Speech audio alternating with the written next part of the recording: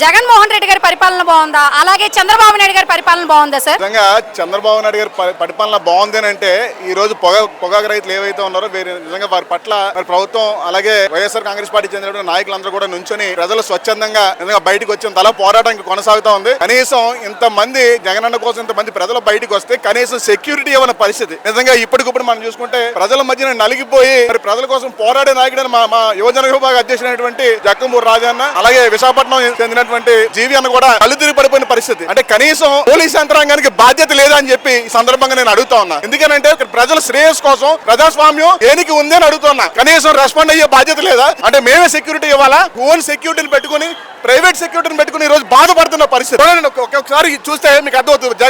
Jagan team Jakkampudi సొంత own సెక్యూరిటీని పెట్టుకుని మరి ఈ రోజు బయట ప్రజల్లోకి వచ్చే పరిస్థితి, లక్షలాది మంది తరలి వచ్చిన పరిస్థితి. ఈ రోజు హోమ్ మినిస్టర్ అనిత గారు ఏం చేస్తున్నారు మేడం? ఎవరైనా ఒకటే చెప్తా ఉన్నా, ఆవిడ స్థాయిలో ఆవిడ పోరాటం చేస్తా ఉన్నారు.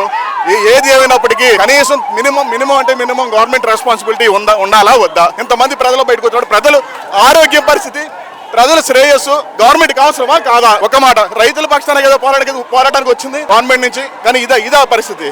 పొగాకు రైతులు లేదు, అలాగే ప్రతి దానికి ఉద్యమం చేస్తే కానీ దిక్కు దివానం లేదు. గవర్నమెంట్ ఏం చేస్తుంది? మరి మెగా డిఎస్సి గురించి మీరు ఏమంటారు సార్? నిజంగా మెగా డిఎస్సి యువతకు కానీ విద్యార్థులకు కానీ నిజంగా ఎంతటి దారుణమైన పరిణామం జరిగిందన్న విషయం యువతకు తెలుసు, విద్యార్థులకు తెలుసు. ప్రతి దానికి కూడా రేపు నిరాహార దీక్ష కూడా నిజంగా మనం చేపట్టనున్నాం. దాని మీద కనీసం దేనికి సమాధానం లేని పరిస్థితి. ఒక మాట అడిగితే ఒక మాటకి సంబంధం లేని ఆన్సర్లు వస్తా ఉన్నాయి. కనీసం ఈ రోజు ప్రతిపక్ష నాయకుడు అంటే జగనన్న దేనికి పోరాటం అంతా చేస్తా ఉన్నారు? ఆయన ముఖ్యమంత్రిగా ఉన్నప్పుడు నిజంగా రాష్ట్రానికి మంచి చేయాలనే ఆలోచనతో ఆ రోజున అడుగులు వేయడం జరిగింది.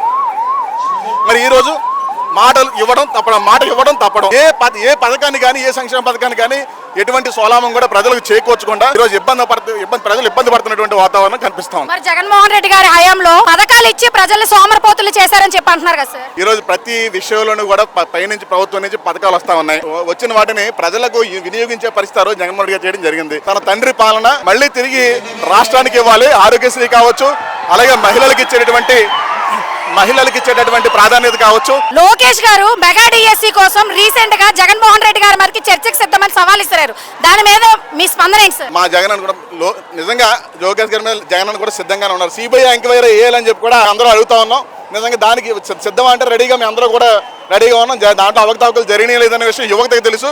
మరి ఢిల్లీలో జరిగినటువంటి ధర్నా కోసం మనం మాట్లాడుకుంటే యువత చాలా గొప్పగా పోరాడి మరి అంతటి గంటల్లో విద్యాశాఖ మంత్రిని రాజీనామా చేసినటువంటి ఆయన తప్పును ఆయన ఒప్పుకుని రాజీనామా చేశారు. మరి ఈయన లోకేష్ గారికి ఆంధ్రప్రదేశ్ రాష్ట్రంలో ఆ బాధ్యత లేదా అని చెప్పి నేను అడుగుతా ఉన్నా. అంటే సెంట్రల్ మినిస్టర్కి ఒక న్యాయం, స్టేట్ మినిస్టర్కి ఒక న్యాయం అని చెప్పి ఈ సందర్భంగా నేను తెలియజేసుకుంటా ఉన్నా. పవన్ కళ్యాణ్ గారు మాది ప్రశ్నించే పార్టీ అంటున్నారు కదా సార్? ప్రశ్నిస్తాను మేడం. ఎందుకంటే అధికారం కోసం లేదంటే కుల వ్యవహారాల కోసం ఆయన బయటకు రావడం, 24 మాటలు మాట్లాడడం, లోపలికి వెళ్ళే పరిస్థితి. నిజంగా ప్రజలు ఇబ్బంది పడుతున్న వాతావరణం. నిజంగా ఇక్కడికి వచ్చిన ప్రజల కోసం మనం మాట్లాడుకుంటే ఈ రోజు విపరీతం సఫర్ అవుతా ఉన్నారు. అంటే పవన్ కళ్యాణ్ గారికి ఏం చూడట్లేదా? తెలియదా? ఒక Z+ కేటగిరీ ఇవ్వాల్సిన నాయకుడికి కనీసం ఒక పోలీస్ యంత్రాంగం ఎవరన్నా కనిపిస్తున్నారు? ఒకసారి కెమెరా తిప్పి చూడాను. నువ్వు ఒక్క పోలీస్ ఎక్కడ మీకు కనిపిస్తా ఉన్నాడు దరిదాపుల్లో? అంటే రాష్ట్రంలో ఏం జరుగుతుంది? ప్రజలు ఎట్లా పోయినా పర్లేదు, మా అధికారం మాకు కావాలనేటువంటి ఆలోచన ఈరోజు ఖచ్చితంగా ఈ జనసేన కానీ అలాగే కూటమిలో కానీ చాలా క్లియర్గా కనిపిస్తా ఉంది టీడీపీ ప్రభుత్వంలో.